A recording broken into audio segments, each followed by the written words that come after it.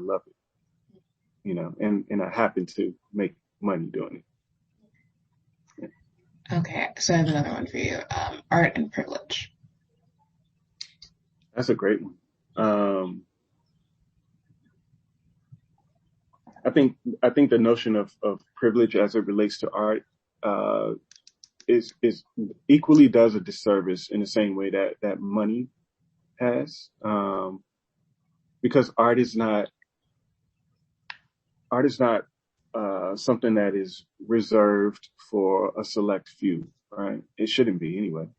It's about capturing our experience as human beings. Um, One of the challenges that I have, and I've sat on a number of boards of like museums and art institutions, and one of the things that I'm constantly arguing and pushing for in those positions is finding ways of communicating with audiences that are not the traditional, museum audience. Because in many cases, those audiences that are often excluded are the ones who need that experience the most. And I think, a lot of museums, especially in the last few years, have recognized that and have wrestled with how to make themselves more accessible to broader and more diverse audiences. But I think the history of institutions, the history of art, I think that there's still a great hurdle that needs to be crossed. And a part of the challenge with crossing that hurdle is people have to be uh, honest about that history, and honest about the ways that institutions have worked, to separate communities, right? Until we resolve that, until we acknowledge that, you can't really, move past that. So this is kind of related, but how would you like to see the art world change? Uh, well, on one hand, I think it's a bit of both and. I don't think it's just the art world that needs to change. I think our communities also have to change as well.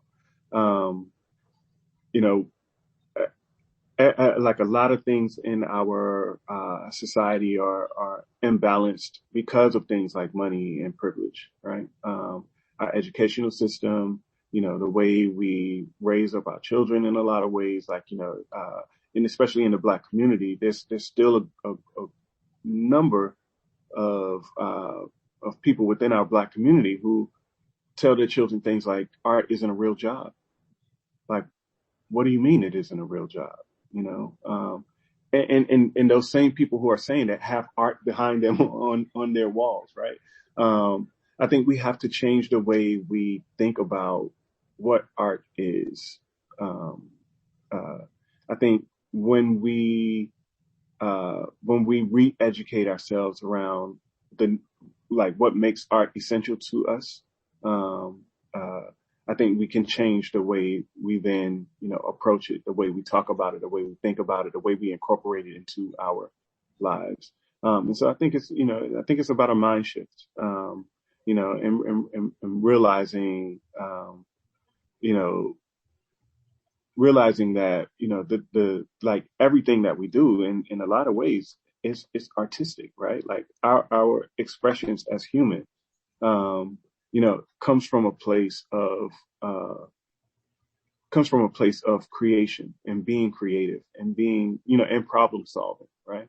Um, so I think, when we redress our problems, and try to approach it through a creative lens, we can find solutions um, that will transform the way we think about art.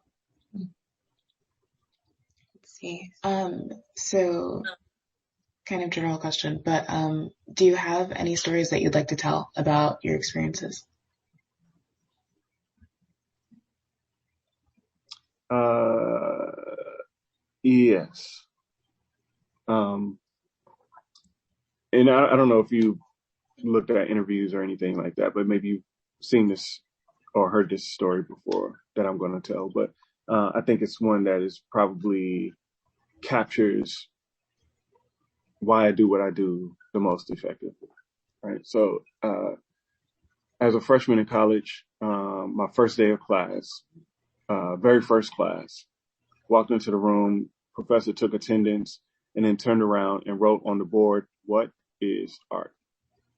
And as I mentioned to you before, I grew up just looking at cartoons. I never thought about art. I never even heard the term fine art before college, and I remember being like, "Dang, what is art?"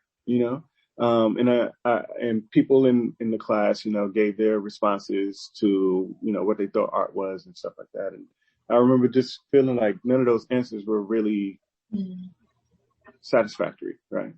And that question kind of like stayed with me. Like it just was in the back of my mind, like, throughout my college career, throughout my undergrad career. As a junior in college, there's a group out of Atlanta called Goody Mob, and they had their first album, Soul Food. On the album is a song called Guess Who? And this song talks about, in the song, each one of the guys in the group talks about the impact of their mother's love, how it saved them, from, tragedy. I lost my own mom when I was really young, when I was 4 years old. And so I read like that song really like touched me. Like it really resonated with me. And I began from that moment making work about my own mom and about, the night that she died and, the things that I remembered. And, I interviewed my siblings and, I ended up doing my whole senior thesis exhibition about this experience, which was a really traumatic experience, that I had at a really, really early age. And the entire time I was making this body of work for this show, people would ask me like, why are you doing this? It's so personal, like, and I could not answer them. I could not say what I was doing, but I had to do it. Like I had to get it out. Anyway, when the work was completed and it was installed in the gallery, the night of the opening, I had people come through, some people who knew me, people who didn't know me, but everybody was like really like moved, like visibly emotional, like at seeing the work and engaging with the work. And I remember, people coming up to me saying things like, "Yo, man, I haven't spoken to my brother in 17 years because we had a fight over such and such, and your work makes me want to call him and like, fix that situation." Or "I was abused as a child and your work makes me want to da da da da." And I remember just kind of like standing back and reflecting on these responses and watching people interact with the work and stuff like that, and thinking to myself, this is art. This is what I want to do. I want to make work that will help people, that will heal people, that will change, society. Like I don't want to just make pretty pictures. I want to make art that's going to do something. Yeah, and that's been my mood ever since. Thank you so much for sharing that. Do you have anything else that you'd like to say? I think this is my last question. So for you. Yeah, no, thank you for the interview. Great questions. Good brain exercise first thing in the morning. Yeah, thank you so much. Yeah. Yeah, thank you so much for agreeing to do this interview. Yeah.